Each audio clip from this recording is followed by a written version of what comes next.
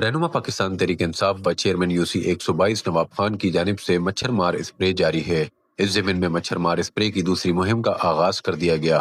دوسری مہم کے تحت وارڈ 3 اور وارڈ 4، مہران ہائٹس، عزیز ہائٹس، غوری پلازا، ساٹھ ٹاور، کرسچن کالونی، مسلم راجپوت کالونی، سٹی کیئر ہسپتال، پرانا نادرا آفس، توپ چورنگی سے لے کر ایئرپورٹ روڈ تک مچھر مار اسپرے کروایا گیا۔ اس موقع پر نواب خان نے گفتگو کرتے ہوئے کہا کہ پاکستان تحریک انصاف کے منتخب نمائندے عوامی خدمت میں دن رات کوشاں ہیں۔